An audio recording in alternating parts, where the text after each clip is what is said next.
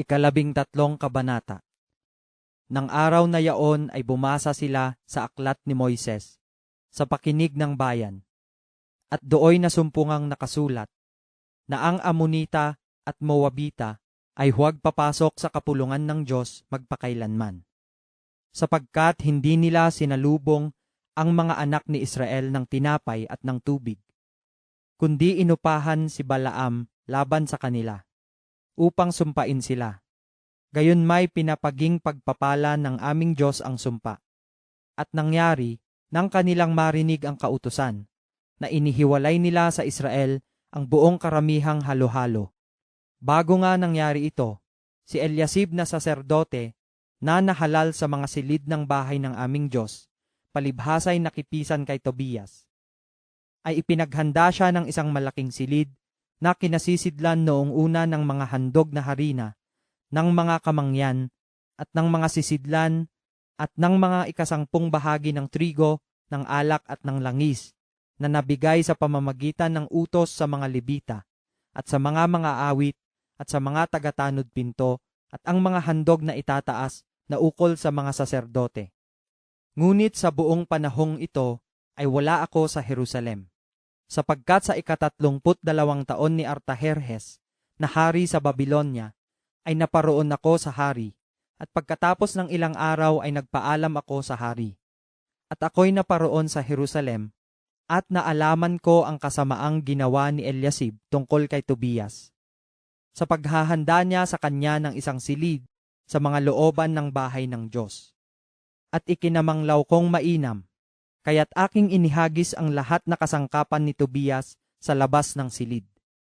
Nang magkagayoy nag-utos ako, at nilinis nila ang mga silid, at dinala ko uli roon ang mga sisidlan ng bahay ng Diyos, pati ng mga handog na harina at ng kamangyan. At nahalata ko na ang mga bahagi ng mga Levita ay hindi nangabigay sa kanila, na anupat ang mga Levita at ang mga awit na nagsisigawa ng gawain ay nangagsitakas bawat isa sa kani-kaniyang bukid. Nang magkagayoy nakipagtalo ako sa mga pinuno at sinabi ko, bakit pinabayaan ang bahay ng Diyos? At pinisan ko sila at inilagay sa kanilang kalagayan. Nang magkagayoy dinala ng buong Huda ang ikasangpung bahagi ng trigo at ng alak at ng langis sa mga ingatang yaman.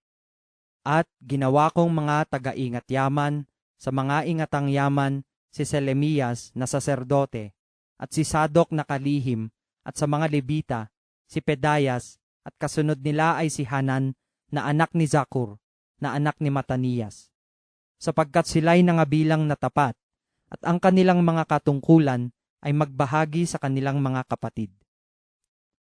Alalahanin mo ako, o aking Diyos, tungkol dito, at huwag mong pawiin ang aking mga mabuting gawa na aking ginawa sa ikabubuti ng bahay ng aking Diyos, at sa pagganap ng kaugaliang paglilingkod doon. Nang mga araw na yaon, ay nakita ko sa Huda ang ilang nagpipisa sa mga ubasan sa Sabat, at nagdadala ng mga uhay, at nangasasakay sa mga asno, gaya naman ng alak, mga ubas, at mga higos, at lahat na sari-saring pasan, na kanilang ipinapasok sa Jerusalem sa araw ng Sabat. At ako'y nagpatutuo laban sa kanila sa kaarawan na kanilang ipinagbibili ang mga pagkain. Dooy nagsisitahan naman ang mga taga-Tiro, na nangagpapasok ng isda, at ng sari-saring kalakal, at nangagbibili sa Sabat sa mga anak ni Huda at sa Jerusalem. Nang magkagayoy nakipagtalo ako sa mga mahal na tao sa Huda, at sinabi ko sa kanila, anong masamang bagay itong inyong ginagawa at inyong nilalapastangan ng araw ng Sabat? Hindi ba nagsigawa ng ganito ang inyong mga magulang, at hindi ba dinala ng ating Diyos ang buong kasamaang ito sa atin at sa bayang ito? Gayon may nangagdala pa kayo ng higit na pag-iinit sa Israel sa paglapastangan ng Sabat. At nangyari, na nang ang pintuang bayan ng Jerusalem ay magpasimulang magdilim bago dumating ang Sabat, aking iniutos na ang mga pintuan ay sarhan, at iniutos ko na huwag nilang buksan hanggang sa makaraan ang Sabat. At ang ilan sa aking mga lingkod ay inilagay ko sa mga pintuang bayan upang walang maipasok na pasan sa araw ng Sabat. Sa gayoy ang mga mangangalakal at manininda ng sari-saring kalakal ay nangatigil sa labas ng Jerusalem na minsan o makalawa. Nang magkagayoy nagpatotoo ako laban sa kanila at nagsabi sa kanila, bakit nagsisitigil kayo sa may kuta?